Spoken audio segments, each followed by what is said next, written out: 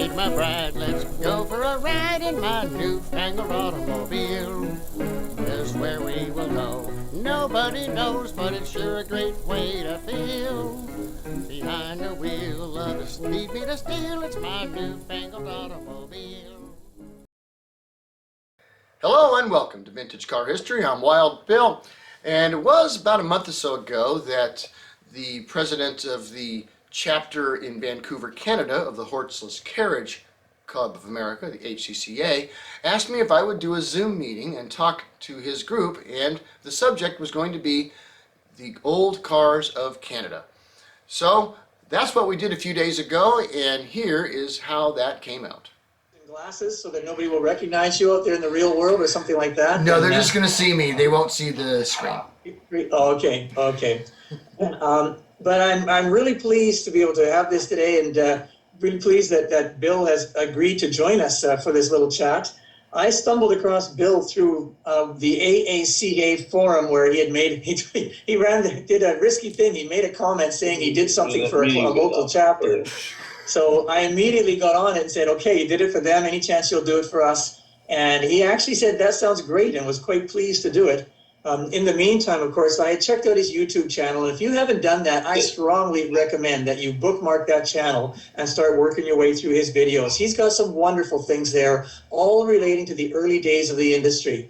As he just mentioned, American, North American, European, wherever, and some great takes on some of them. He's got one there on women in early cars and nobility in early cars and how that shaped the whole industry. Just really interesting stuff. So, and the videos are really well done. So I recommend them strongly for when it's either that or watch the Canucks lose another game or something like that. Then you can certainly put on a video. So I'm going to turn it over to him. He's got a few things prepared for us, and I've got a few pictures to show along the way. Okay, Wild Bill Cunningham from Florida. No, I'm not from Florida. No, well, aren't you in Florida? No, I'm in Ohio. Oh, for some reason, I thought you were. No, I'm in Ohio. I was actually born and raised in Southern California. Don't blame me, blame my parents. And I lived there. I left the States some 20 years ago with mixed emotions, happiness and joy. And I'm currently in Ohio, have been in Northeast Ohio, in the Canton, Cleveland area for the last 6 years. And I thought when you reached out to me, Peter, that you were interested in me talking to you guys. I said, this is going to be great because, you know, I would love to speak to the Confederate States of Canada. Oh. Okay, now keep in mind, 1867, you did confederate, okay, and you know, and then I watched the TV show South Park, and they keep talking about invading Canada, you know, and I went, well, Yankees like to invade Confederates, so never mind. Oh, that was bad, but you know what? 1867 was an important year for Canada, you know, and most Americans don't even know that. But there were, in fact, in Canada at that time, on July 1st, 1867, a total of 2 road-going motor vehicles in Canada. Yeah, and these 2 vehicles, the first one, yes, you're seeing on the screen now, was built by Henry Taylor. Now, Henry Taylor was a gentleman who got the idea from seeing a number of other steam carriages that were being made around the Boston area, and he saw one and he went, I'm going to build one of those things. Now, he was from a place called Stansted, Quebec, and if I am pronouncing these wrong, forgive me, okay? But what he did was he built a single-cylinder simple steam engine, put on a coke-fired boiler onto it, put it onto a buggy, and he had this up and running in early 1867. And running around Stansted in this thing probably was pretty darn fun.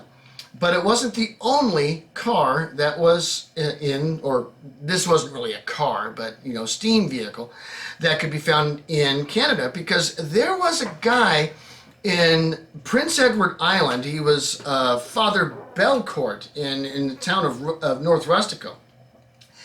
And a year prior, he had actually ordered and purchased from the United States out in Bayonne, New Jersey, a steam wagon from the Ware Steam Wagon Company, which turned out to be the first vehicle, motor vehicle, ever imported into Canada, and it happened to come from Bayonne, New Jersey. So by 1867, when Canada became a Confederate country, you had two motor vehicles. But could these be called cars? I think that's a bit of a stretch. And here's the thing about Canada at the time. When you go forward, say, to the 1890s, get into the late Victorian era, is that there were no roads. Period. They didn't exist. Now, the United States at the time, in the late 1890s, there were a few, there were some, but the United States and Canada are different in their weather. I mean, we have winter, spring, summer, and fall. You have almost winter, winter, still winter, and my God, we have to get some food. So there wasn't a whole lot of time to build roads, and there wasn't an infrastructure necessary to do so. So what you had in Canada in the 1890s, when we start getting into real cars, were cars that would be most useful within city limits. Okay, you're not going to drive a car from Ottawa to Toronto. There's no way, okay? I mean, the first time that anyone even managed to cross the country in a car was 1912. So what you were finding in the early automotive industry in Canada was a drive towards local commuter vehicles, and this pushed Canada at the leading edge of the electric car, which is going to bring up Mr. Frederick Featherstone. And this is now 1893. And what this man did is really hilarious and, quite frankly, very Canadian. He deduced that electric cars were the way to go. There was already work being done in Europe at about the same time, so they were contemporaries, with Charles Gounod and Camille Janotze and those types of electric car innovators. But Frederick Featherstone, what he decided to do was to build himself a very small, light car. This thing weighed only like 700 pounds. But he was going to just fill the thing huge with batteries and put just a single motor for a rear drive on it, and governor it so that it was just simply slow but could keep up with the trolleys. So the top speed on this car, this is again 1893, and this is in Paisley, Ontario. That's where he was. I mean, Frederick Featherstone himself was a patent lawyer, but he was just really into technology. But what he did was said, you know what, if I build a car that I can then just run off of the trolley lines that were in town, then I can have an electric car and I can charge it for free and no one can do anything about it and it's going to be great. Yes, this is what this guy did. And so here's what happened. It's 1893. He's got this car. He's driving it around. He took it to the 1893 Toronto Industrial Exhibition, to prove the viability of the electric car. But when he's back at home, instead of charging it up at his own house, he's taking this car and he's plugging it into the trolley lines to charge it. The police show up and they say, "Excuse me, you can't do that." And of course, he's a lawyer. So he says, "Oh, really? There's no law that says I can't do that?" Well, within a month, there was a law that said he couldn't do that. And so then he had to get into, well, I've got to now figure out how to charge my car since I can't pull it off the trolleys, which is where he began to make generator systems and other ways to charge it on his, in his personal garage. And he wasn't the only one to do this at the same time. You go into Toronto, again, at the expedition of 1893, there was another guy there, William J. Still. And he was also wanting to build electric cars and built one in the same year as Featherstone did in 1893. Now, his car was a bit larger. And he never got his electric car into production in any serious note. He did try to make a gas car too, but that didn't get anywhere either. But electric cars in Canada, in early Canada, were really seen as the way to go, because you're not going to commute from city to city. You're not going to drive from Toronto to Ottawa to, wherever, or Vancouver, for God's sakes. There's no way you're going to get there. Unless, this is by ship. So cars were initially for local commuter traffic. And this is going to bring up somebody that, oh my word, Mr. Tom Doherty. Okay, you Canadians, I don't know how you came up with this, but Tom Doherty, this guy was in Sarnia, Ontario. Okay, this guy was a stove maker. Okay, I mean, he made basically his pipes and flues and stoves. That's what he did. He decides he's going to build a car. Okay, and make an original Canadian car. And so he builds a three-wheeled vehicle, okay, that you can, get in and drive it. It was sprung. Now here's what I mean by that. It had a clockwork. You had to wind this car up, okay? This is 1895, okay, in Sarnia, Ontario. This guy builds a car that you have to grab the crank and wind up the spring. Okay, spring's all wound up. Drop it like a toy. Okay, now you're rolling. Okay, and it'll go for a couple of 100 yards or so, and then it just winds out of juice, and you got to get out of the car and you got to wind it back up again. Okay, this happened in Canada. Okay. Pure genius. Pure genius, absolutely. And the funny thing is that this was actually attempted 300 years prior by and I just spaced his name, but there was a Chinese emperor that tried to do the same thing with some of the designs that was made by a man named Father Verbiest during the Ming Dynasty. But this guy actually did it, built a full-sized wind-up car that you could drive, a wind-up car. But that obviously wasn't successful. He only built one. It never went into production. But there was a company that did get to be a serious contender against the electric cars, and that was in the gas-powered cars, because once you get to about 1895, you're going to start seeing more availability of gasoline or petrol in the eastern coast inside of Canada and the United States both. Wherever you had a port, be it on the Atlantic or on the Great Lakes, you would get the ability to bring in a lot more refined and distilled chemicals. And now the gas car was starting to get popular.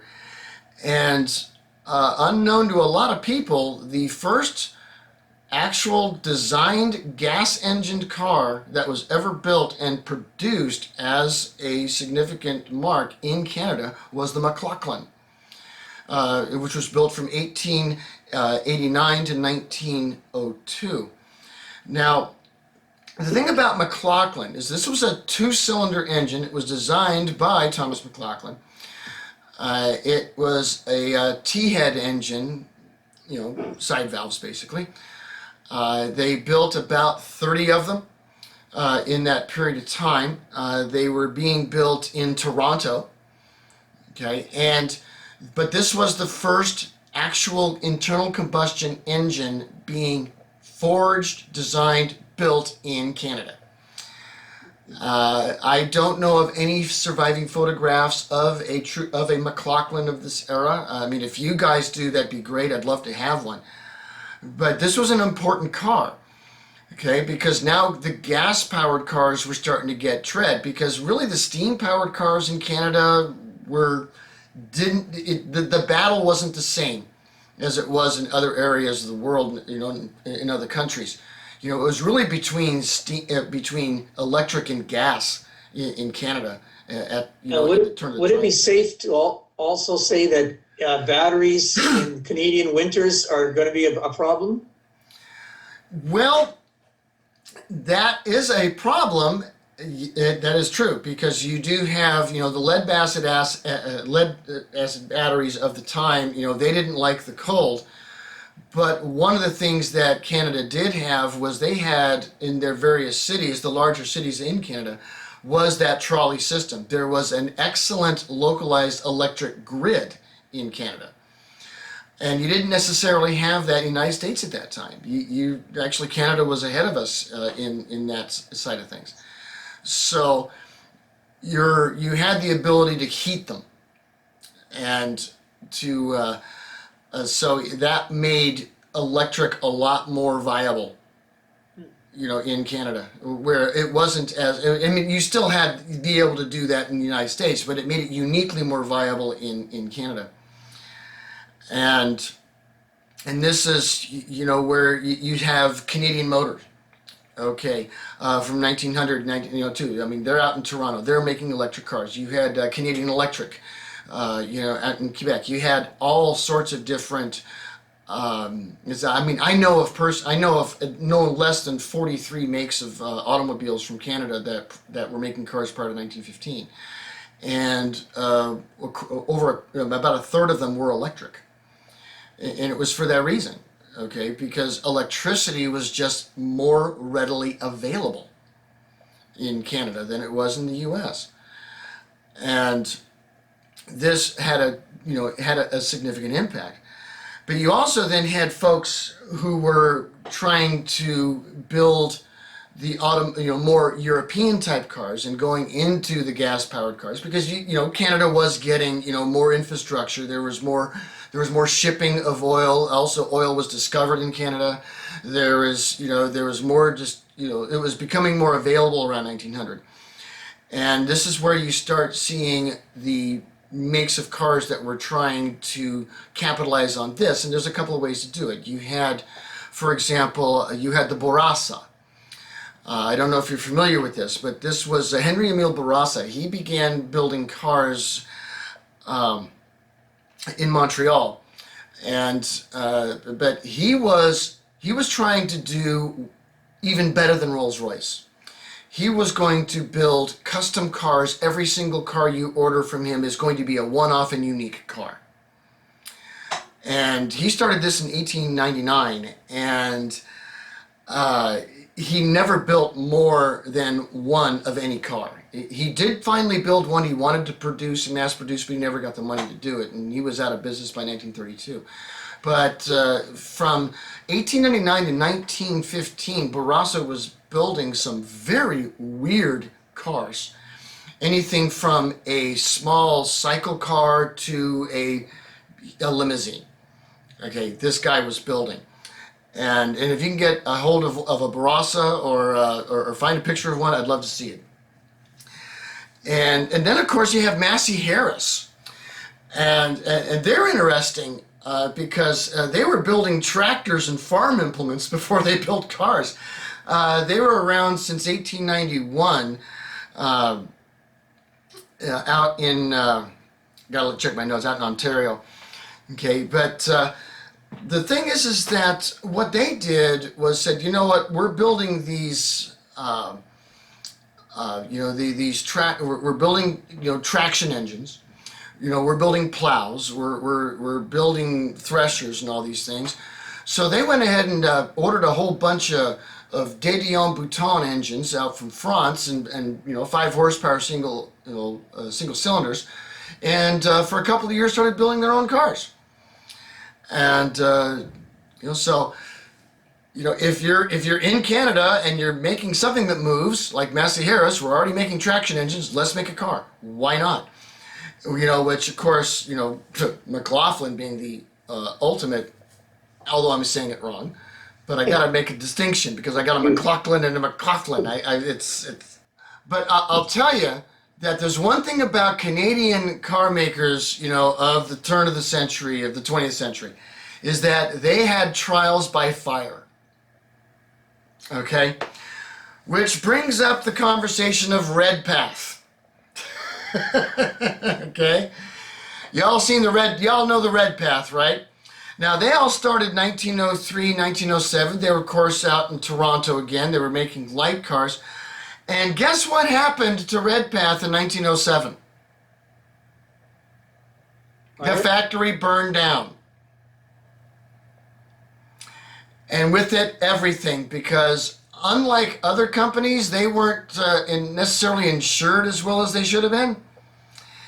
And so that's why we only have 4 years of the Red Path. I mean, actually, the car itself, I mean, it was a light car, single-cylinder car.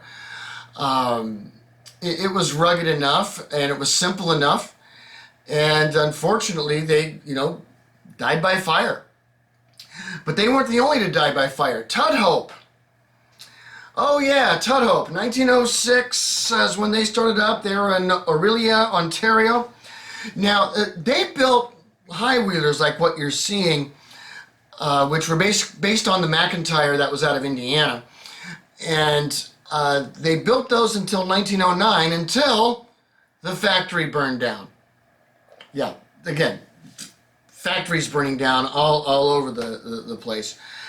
And so, of course, they had the insurance, and so they retooled and started building more conventional cars, more along Ben's lines, 4 and 6 cylinder vehicles. But unfortunately, they didn't survive past 1913. They didn't survive, so they were killed by fire. But before I get to the last one I want to talk to that, got hurt by fire, but this one didn't die, is probably one of the best built cars in Canada of all time, and that's the Russell. These folks started in 1906, and they were folks that just said, you know what, we want to build an incredible car, and we want it to be just of the highest quality possible. And they had tried a few times. I mean, because actually the Russell actually began with the Queen in 1903. They made a couple of those cars, and then they did the Ivanhoe cars the following year, and then they went into the Russells. But they just had a very high precision of coachmanship, and their own transmissions that they made, their own 3-speed transmissions, which were pinions. They used, from 1909, they used Knight sleeve valve engines of 4 and even 6 cylinders.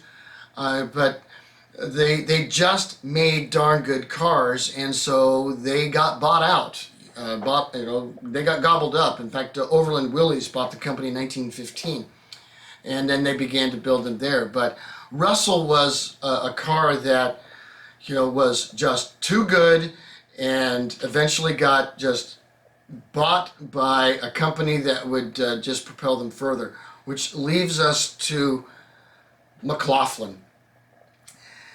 Sorry, Oshawa, Ottawa, the McLaughlin. Oh my word, what a beautiful car. Now, these guys, let's go back. Remember I mentioned 1867, you had 2 cars? Well, you had a carriage company back then too. Same year that Canada became the country we know today is the year that McLaughlin came into existence, 1867.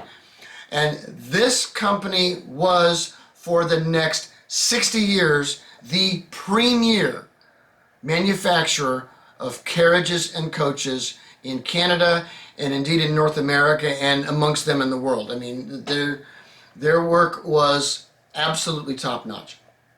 Beautiful coaches. Indeed, in the 1880s, they are the company that invented fifth wheel suspension.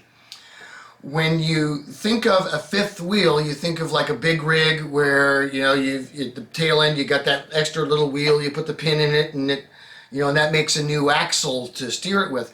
They invented that, and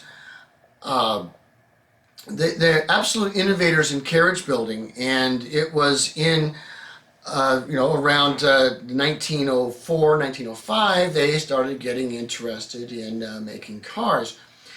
And initially, the company wanted to build an all-Canadian car of top notch. They wanted to compete with Rolls-Royce. That's literally what they wanted to do. And there was a problem. And the problem was is that they had gathered some people that they thought, some engineers that could do it. One of them got deathly ill, wasn't able to continue.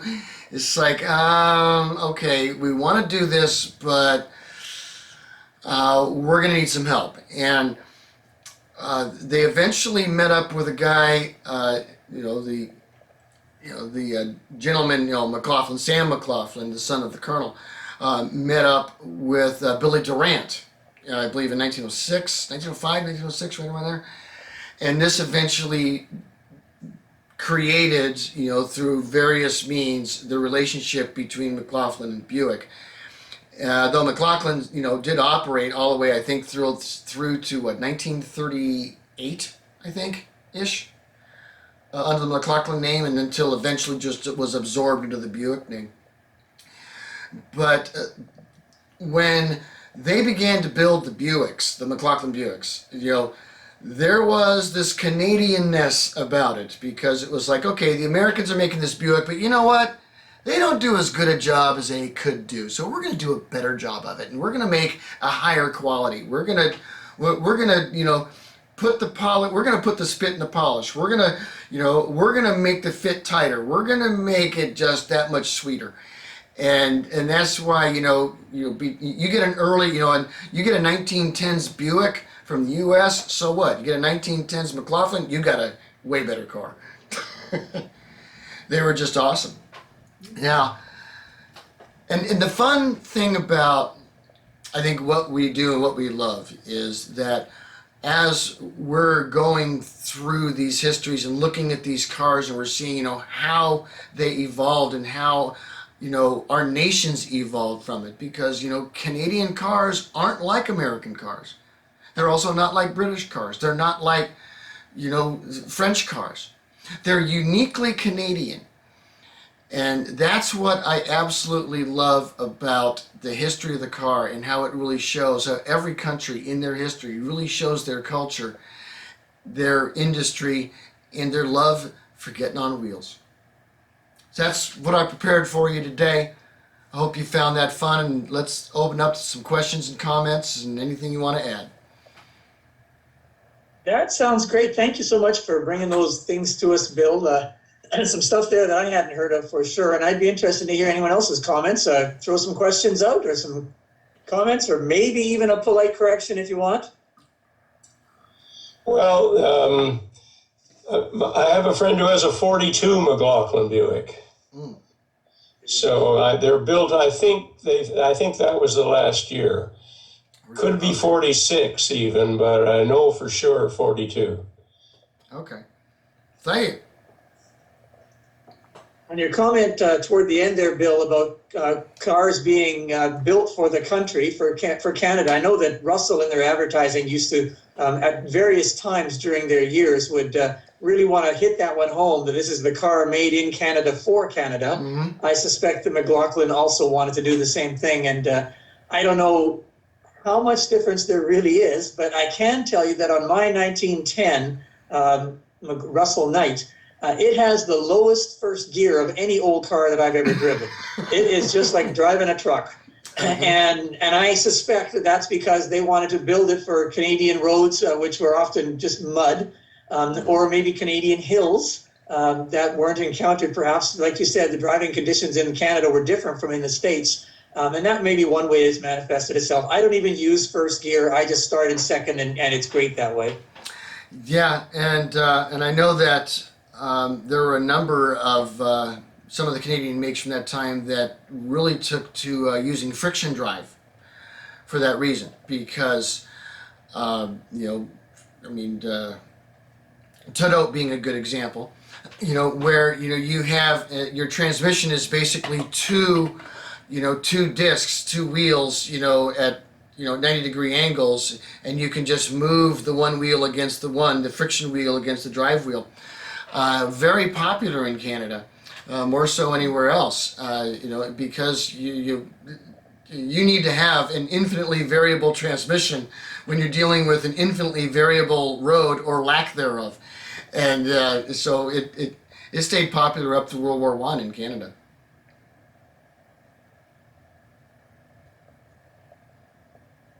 The comments for Bill. Bill, was there much in the way of trade secrets between Canadian manufacturers and in keeping it in North America and American manufacturers with respect to we do not want you guys to know about what we've got? Not as much as you might think. There was actually quite a bit of interaction that was going on, actually not only between American and Canadian, because you had a lot of American manufacturers that were, I mentioned McIntyre, and of course we already know about Buick, but there was also Oakland, there was Stanley, there were others that were, sharing their secrets to get production in Canada, much just for the economics of it, because it was a whole lot cheaper to build something in the company or in the country and not have to pay the tariffs than it was to build it in the U.S. and move it over. This has a lot to do with that reasons. And then you had in Europe a lot of companies that were bringing over their engineers and bringing over their ideas. And so, there was a lot of, shall I say, competitive cooperation, to where a lot of companies were just trying to buy the best people from wherever, from out of the country, and bring them to their company. So you didn't have the kind of non-compete laws, that you see today back then. So yeah, there was actually a lot of cross-pollination going on at that time. So what about the range for that Featherstone car? How many miles would it go before you got to charge it? The original Featherstone bought, let me check that, got that written down. He claimed it would go 5 hours on a charge, but that's because he's pulling off the trolley lines. If you pulled it off of it, it had maybe 45 on its own, 45 miles. But if you kept it on the trolley, you could run it all day, and that's what he was trying to pull off. Well, that's pretty good for back then, though, even 45. Mm-hmm. And that's the same of your Canadian Motors and the Canadian electric cars. Right anywhere between 40 and 50 was pretty common. I've got a question. Can you spell again the McLaughlin, the one that's not McLaughlin? Yes, McLachlan.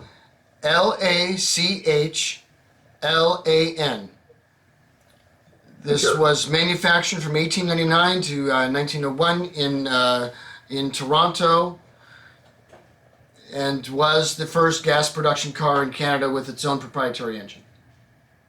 Thank you.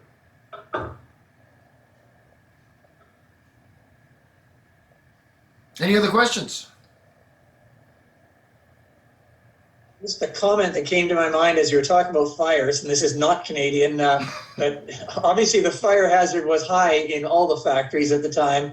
And was it not a fire in the Oldsmobile factory that resulted in the one remaining curved dash Olds being pushed out of the factory? And that was the factor in determining we're going to build more of these Olds because that's all we have left now? I'm going to say yes and no. Because the fact that the factory did burn down in 1901 and that they had to repair it is absolutely true. But actually, they didn't just have that curved dash. It was not the only model that survived. That's just kind of like the legend that came of it. I don't know if I actually mentioned this on my episode on Oldsmobile, Ransom Olds.